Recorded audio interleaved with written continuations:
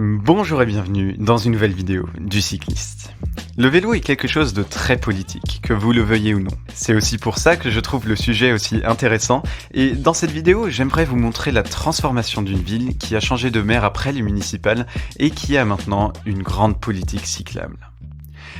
Je parle bien sûr de Châtillon, une ville que vous connaissez déjà si vous regardez mes vidéos depuis un peu plus longtemps, mais en vérité ça pourrait être n'importe quelle ville qui change de maire.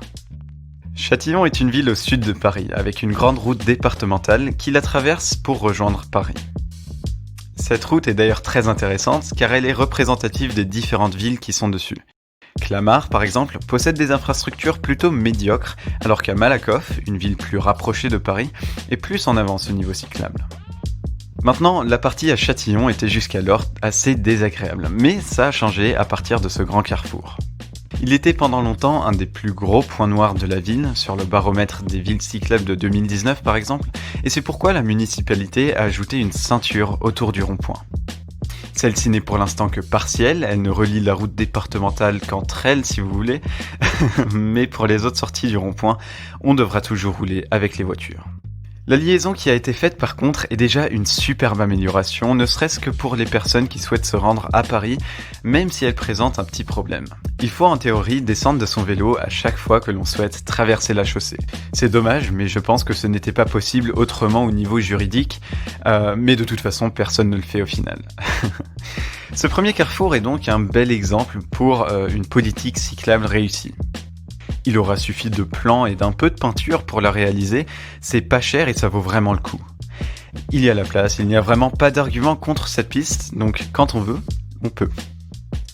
La prochaine amélioration concerne déjà le prochain carrefour. Au lieu de devoir traverser deux voies comme on était obligé de le faire jusqu'à maintenant, on peut maintenant passer par une très belle piste cyclable, c'est nettement plus sûr et plus rapide qu'auparavant.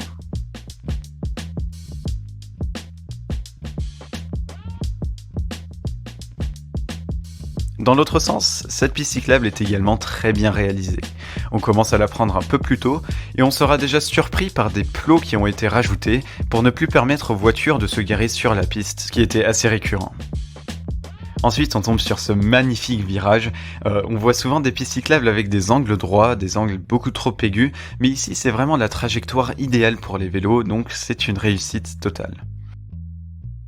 Oui, je suis en train de m'enjailler pour un virage. Ce qu'on avait avant, c'était ce pictogramme effacé là par terre, un peu au milieu de nulle part, il y avait beaucoup de piétons et ça a du coup généré beaucoup de conflits entre les piétons et les cyclistes. Ce qu'on a aujourd'hui, c'est cette piste cyclable bien claire qu'on peut bien distinguer par rapport au trottoir. Bien sûr, il n'y a pas de délimitation physique, il n'y a pas de différence de niveau ou de revêtement, mais c'est vraiment un aménagement qu'on a fait dans un espace de temps très très petit pour offrir une solution pour ce qu'on a aujourd'hui. Et en considérant ça, c'est vraiment réussi. La prochaine nouveauté concerne les feux de circulation. On peut maintenant les franchir même quand ils sont au rouge grâce au fameux panneau M12. Il faut savoir que ces feux étaient jusqu'à maintenant la raison principale pour laquelle je n'empruntais pas ce chemin pour me rendre à Paris, parce qu'ils sont juste absurdes.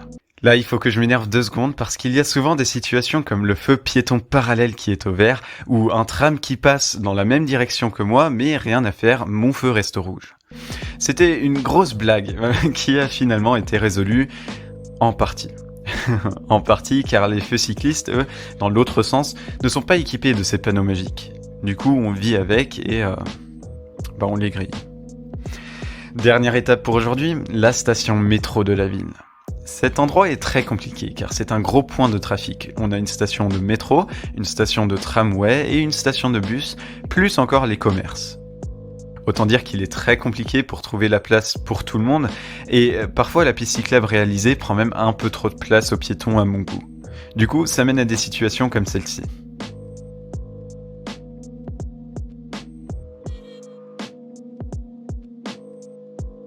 Je pense qu'il faudra de vrais travaux pour vraiment délimiter l'espace de chacun, mais bon, par rapport à ce que l'on avait avant, c'est presque le paradis en fait.